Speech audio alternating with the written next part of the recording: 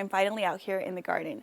I was waiting all day to come out here. I typically come out after 5 p.m. because before that the UV index is really high, and I just want to make sure that I'm careful whenever I'm out here. Plus it's really hot most of the day.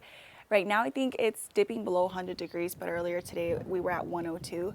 So there's a lot to do in the garden. I have my to-do list ready to go, so let's get started. During the day I plan exactly what I have to do, and once I'm outside I get so distracted with the plants that I'm like, wait, what? Why was I out here again? But anyways, before the sun goes down, I'm going to try and get 4 to 5 things done. The first is going to be to tie back my dragon fruit. So this one right here is a red dragon fruit, and I have it tied up here. I also need to connect these and make a top for it. That way it has a little bit more support, but I think it's fine for right now. I'll do that another day. But this one right here is my Ecuador Palora, and oh, it's pushing out some new growth. Oh, no, those are the roots. It's gotten so long. The last time I tied it back was right here, so I need to make sure I attach it. I'm gonna use this garden tape right here. I need to link this for you guys because I've tried so many different garden tapes. I haven't found any like this at my local nurseries, but this one is so nice and thick. I'm never going back. I found it on Amazon, and it's the only one I'm gonna continue to use moving forward. I just feel like it's so sturdy. The other one that I used to use is very see-through and really thin. I really like this one. But all I do is place my dragon fruit wherever I want it to stay, like right here, and then I tie it up. I don't really think I need to attach it back here, so every time it puts out like another foot of growth, I'm gonna continue to attach it to the wood. Normally they start putting out their little roots themselves to hold on to the wood, and this one had started doing that, but I think because it's been so windy some days, it just got torn off. So I'm gonna continue to let it grow and add support as it gets taller. Next up is to stake my lemon guava tree. So let me go show you what that looks like. This is Lenny, my lemon guava, and usually it would be like this, but because it's been so windy, it's sort of slouched off to one side, and I don't want it to continue growing like that. So I'm gonna add a stake over here. I probably could also attach it to, no, let's do the stake. Now let me just tell you guys about this bamboo really quick before I continue. I use bamboo in the garden like it's water. It's one of my absolute favorite things to use because I make trellises out of it all the time. I add support for every single plant. And in the past year, I feel like the quality of the bamboo that I find at my local nurseries like Lowe's or Home Depot has been so skinny that it doesn't really add support and it snaps really easily. So I picked some of these up from the Greenhouse Mega Store. That's probably my favorite place to shop online. And they're a lot sturdier. I feel like the top could be a little bit thicker still, but the bottom is really nice and thick, and overall they're a lot thicker than the ones that I've bought in the past few months, and that says a lot because I buy bamboo all the time. So I'm gonna place it over here at a slight angle.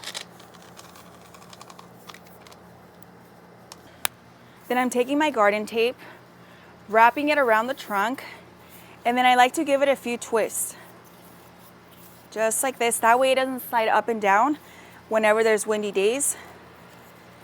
Then I'm gonna pull it back and tie it over here. And I guess I'll attach it here as well. And look how much better that looks. I could also add another one up here, but I feel like this is enough.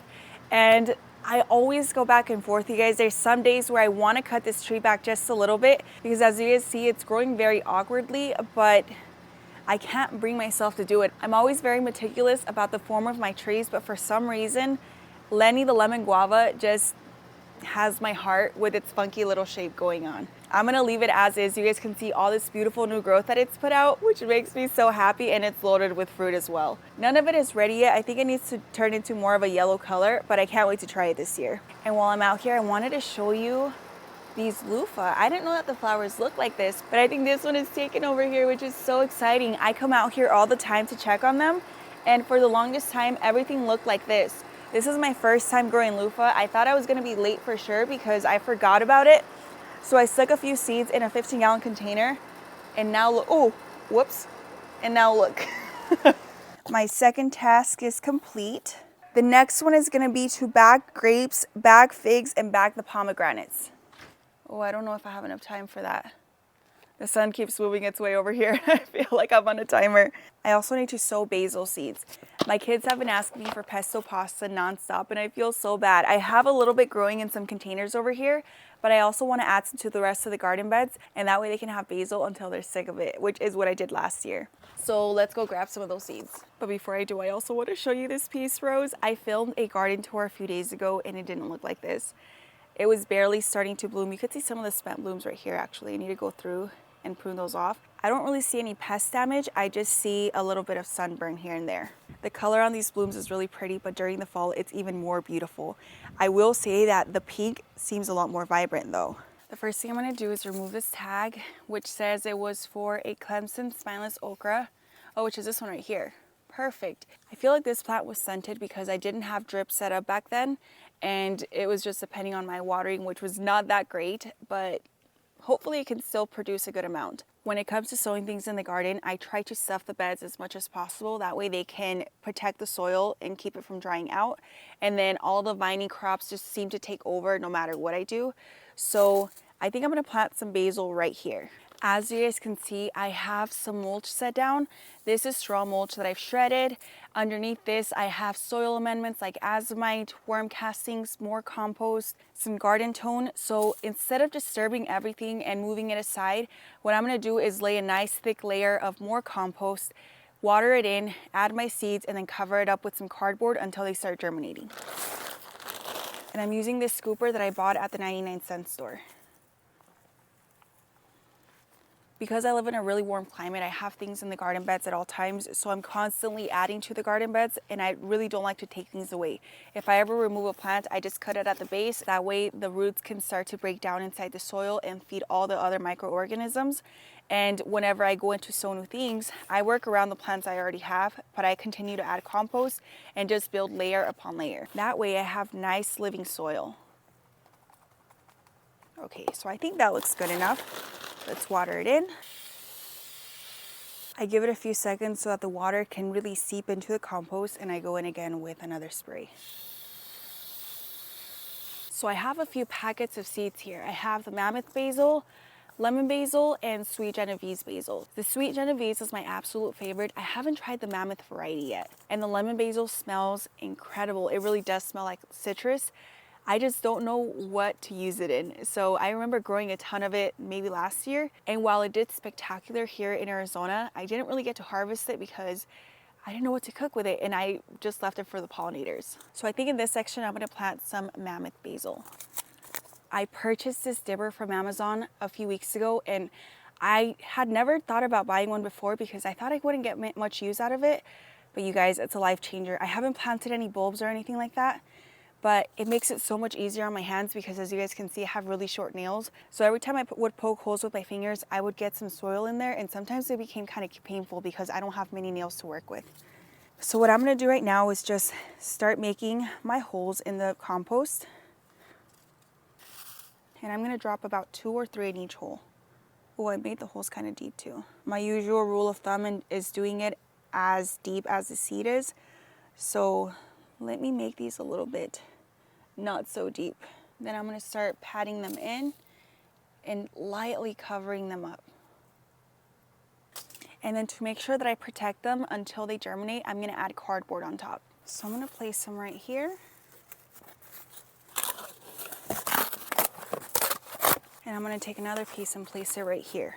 Just like that. It's gonna look really ugly for a few days until the seeds pop up, and then I'm gonna go in and cover them with a light layer of straw mulch. Something else I do is add some landscape staples just to secure it a little bit more, because I do have a rodents issue where I don't want them coming in and then lifting this up to get to the seeds. And I'm just gonna repeat the process for the other varieties of basil. My kids wanted to sow some seeds with me, so I'm gonna pause on the sowing for now. I'm gonna continue tomorrow, that way they can be a part of it too. But I wanna show you all the other seedlings that have popped up in the last few days. And all of these were sown about 4 to 5 days ago now. So all I do every single day is I come in here, lift up the cardboard, check for any progress. In this case, there's not a whole lot going on. Back there we have a few sunflowers, but nothing under here. I think it looks a little dry too, so I'm gonna go in and water it. And you guys see that? That basil's starting to come back. This one has actually already gone to seed. I cut it all the way back and I didn't realize it would start flourishing again. But you guys can see down here based on the stem, it's a plant that's much older. Let's lift this up. Ooh, I see a little bit of green happening right there. And here's some more seeds that I sowed. A lot of these are melon seeds, and I know that there's a lot here, but I put 2 in each hole just to make sure I would get some sort of germination.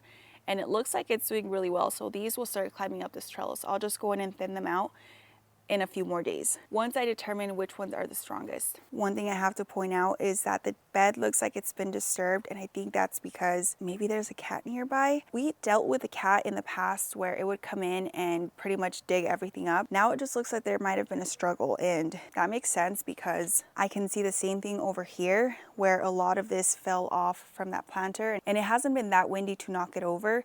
But I think what might have happened is if there was a rat in the garden, maybe the cat saw it and tried to go after it. At least that's my theory, because we did catch one rat today and then another one is decomposing behind one of the planters. And I know that's really gross. When I first saw it, I was checking on the Armenian cucumbers because when I filmed the garden tour, there was some Armenian cucumbers barely starting to form. They were looking marvelous. And then I came out here today to check on the progress and they were bitten through. And then I saw what looked like fur behind one of the planters and I ran inside and my husband came to check it out before I started filming right now. And yep, the ants got to it. It's almost all deteriorated, but it's there.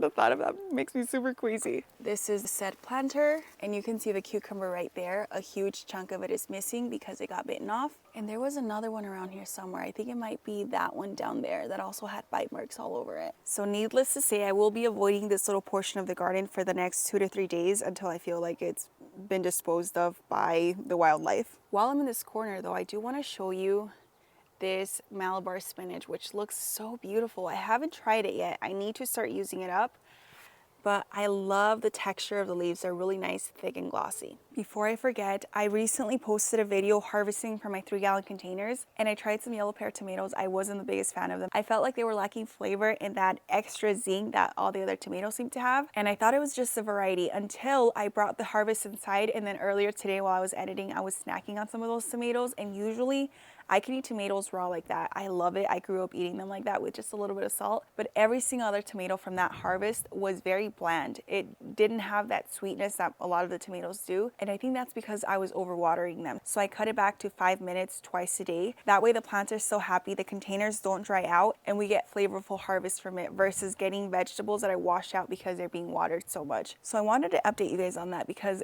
in the next harvest, I'm gonna go ahead and try them again and see what the taste is like, because I feel like this time it might not have been a fair comparison just because I was overwatering. The sun is definitely going down now, so I wanna give you a few more garden updates before I let you go. One of the first being that these trellises right here have my heart. I feel like they just look so beautiful. I love seeing the vines sprawling out and I can't wait to see some more start climbing up. I think I need to guide them though because they're just sprawling all over the place. And I also need to go through and attach the trellises. That was on my to-do list, but I don't think I'll get to today, maybe tomorrow. But look down here, you guys. We've got a little melon forming right there. And we have another one down here, which looks like something was trying to get at it. So I went in and added an organza back to protect the fruit. And I think I might start doing that with the rest of them just before any rodents get to them. Hopefully they don't, but just in case. Oh, is there another one right there? Yes. Something else I haven't done but need to do is set up drip to my sweet potatoes back there because that's the only bag, well, one of the only bags in this little section that doesn't have any. And look at the leaves on that. They just look really sad. I want to make sure that I get a good harvest, so I need to go through and add the drip while I still can. And some of the vines over on this side look yellow because I have a golden watermelon growing over here. So I think that's why, and then the rest of them are still green. I also wanted to show you guys these pumpkins because they look so beautiful. These were also looking very sad for a while there because I didn't have them set up on drip. And after I added drip irrigation and moved them over here where they get full sun all day, every day, they look so much better. I have struggled with growing pumpkins for the past almost 2 years. Ever since I started gardening, I've been trying to grow pumpkins and have been very unsuccessful. And turns out all I needed was just a little bit more water. If I look, I thought I just saw a melon. Oh, here. Look at this one. Oh, that looks so pretty. It's gonna be really fun trying to figure out the variety of melons when it comes time to harvest, because I think I have them labeled, but my kids move everything around, so the labels are probably incorrect by now. Look how pretty that looks. And back to the pumpkins, I have pumpkin flowers almost every single morning. They are enormous, so I need to make sure I make quesadillas with them. Last but not least, do you guys remember this sun gold tomato that wasn't thriving for the longest time? It finally took off. It's getting really tall. I still want it to become a little bit wider, but it has a lot of fruit on it. My sister loves these and she came to visit right now, so I'm gonna bring some indoors for her. The sun is going down, so I think that's it for today's garden vlog. Thank you so much for joining me, and I'll see you in the next one. Bye guys.